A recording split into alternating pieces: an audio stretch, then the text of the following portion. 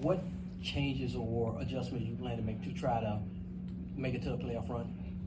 Well, we're just going to look to keep improving on all of the things that are important for us. After a tough start to the season, I think we've had some success solidifying our defense. We're there in the top half of the league, and offensively, I think the biggest thing has been it's been difficult to develop a rhythm with the changing lineups in.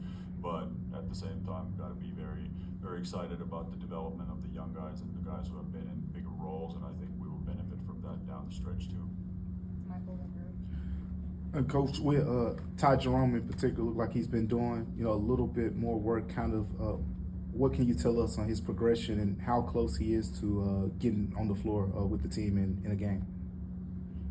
He's already been on the floor with the team, so doing certain drills and different type of stuff on the court. But he's making great progress, and if the timeline changes, there will be announcements about that, but so far it's looking good. It's going in the right direction. I had the same question, but how does he fit? How do you see Ty when he is able to get on the floor? How does he fit around some of the other pieces that you have, and what will you look for from him? I mean, we talked about it already in the preseason, a lot about him, and he's kind of a plug-and-play player. Last year, he was able to handle a bigger on-ball role where he was a creator not only for himself, one of the best creators for himself especially in the short mid-range from the three, but also we saw it already in the preseason that he can get other guys involved at the primary position, but he can also play next to another ball-dominant guard and space the floor for those guys and offers legitimate basketball IQ, length, also defensively, so slotting him on bigger guys on wings, for example, is possible. So there's a lot of ways it can go with time. Hey, Coach, kind of a two-parter. You come into training camp, you want to set your standard. Just how do you feel now communicating about the accountability and leadership that you need in the team? And to that point, maybe I'm pronouncing it wrong, CISO, the Finnish concept of just persevering. Have you had a chance to maybe explain that to the team?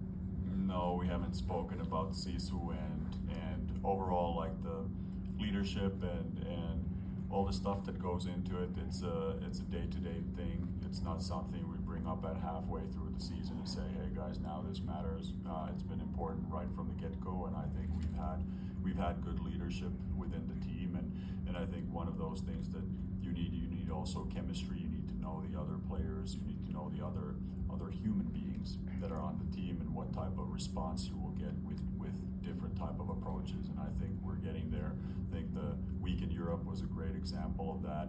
We had very good balance between spending time off court, whether it was in different events or going to dinners, and then on court we had great focus, great energy, great effort in those practices, and it really carried on to the games, and I think everybody saw that.